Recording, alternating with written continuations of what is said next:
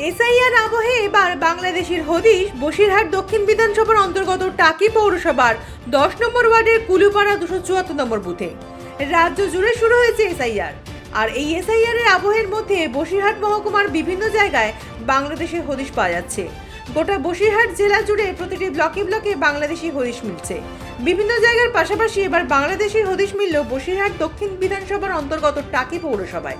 এই বুথের স্থানীয় বাসিন্দা আব্দুল আমিন মণ্ডলকে বাবা সাজিয়ে বসবাস করছে রফিউল মণ্ডল। স্থানীয় থেকে শুরু করে আব্দুল আমিন মণ্ডলের পরিবারের সদস্যদের দাবি, এই রফিউল মণ্ডলের বাড়ি বাংলাদেশে। গত কয়েক বছর আগে সে অবৈধভাবে সীমান্ত পেরিয়ে এলাকায় বসবাস করতে শুরু করেছিল। এখনকার এক স্থানীয় মহিলাকে বিয়ে করে নিজের কাকা শ্বশুর আব্দুল আমিন মণ্ডলকে বাবা সাজিয়ে ভোটার কার্ড, আধার কার্ড সহ যাবতীয় নথি তৈরি করে ফেলেছে রফিউল মণ্ডল। এই রফিউল মণ্ডল বিভিন্ন জায়গায় রাজমিস্ত্রির কাজ করেন। কিভাবে সে সীমান্ত পেরিয়ে এই এলাকার মেয়েকে বিয়ে করে কাকা শ্বশুরকে বাবা সাজিয়ে ভোটার কার্ড তৈরি করে ফেললো, তা নিয়ে তৈরি হয়েছে নানান প্রশ্ন। সাজানো বাবা আব্দুল আমিন মণ্ডলের পরিবারের সদস্যদের দাবি, ইতিমধ্যেই বাংলাদেশি ভোটার রফিউল মণ্ডলের নাম বাদ দেওয়া হোক ভোটার লিস্ট থেকে। বাংলাদেশে এখানে বুনির বাড়ি আসতো বেড়াতে, এখানে এসে বিয়ে করেছে, তারপরে এখানে থাকে। চাচা শ্বশুর, শ্বশুর বানাই, আব্বা বানাইছে, এখানে থাকে, এখানে আছে।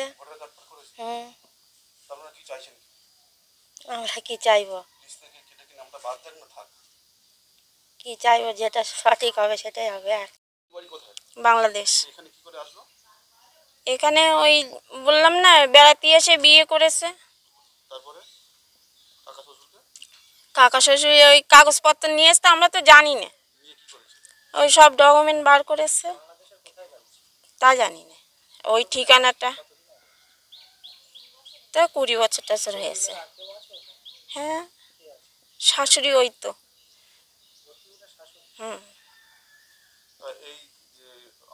রফিউলের আসল মানে রফিউলের আদতে কি আব্দুল আমিন মানে মণ্ডল কি বাবা নয়? না, এটা শ্বশুর মশাই। শ্বশুরকে বাবা সাজিয়েছে? হ্যাঁ। কাকে সাজিয়েছে? মানে বাবা সাজিয়েছে কাকে? আমার শ্বশুর বাড়ি বাংলাদেশে। বাবা এখানে কিভাবে আসলো? ওই যে ওখানে বোন রয়ে গেছে, বোনের বাড়ি আলাদা করতে করতে করতে এখানে বিয়ে করেছে। আচ্ছা, তারপরে তারপর বিয়ে করে এখানে থাকে। শ্বশুরকে বাবা সাজিয়ে নিল? কি করবো, আমার ছোট দেওর বাবা সাজা নিয়েছে, আমার ছোট দেওর। দেওয়ারের কাছ থেকে কাগজপত্র চাই, আমার ঠিক ঘটনা বলতে পারবো না, তো ওটা কাগজপত্র চাইয়ে নিয়ে করিয়েছে। এই রফিউল মণ্ডল কাকে বাবা সাজিয়েছে? সাজিয়েছে আমার ছোট দেওর, আমার দেওর। মানে রফিউলের আসল বাবা তাহলে কি আব্দুল আমিন মণ্ডল নয়? বাবা সাজাই নিয়েছে, সে ঘটনা আমি ঠিক বলতে পারিনি বাবা, এখন আমি শুনতে পাচ্ছি বাবা। তাহলে এটা কি ঠিক করাটা? না, তা কি করবো বলো দিন। এই নাম বাদ দেওয়ার জন্য কি আপনারা মানে কোথাও কিছু বলেছেন? না, আমি আমি আমি কিছু জানি না বাবা।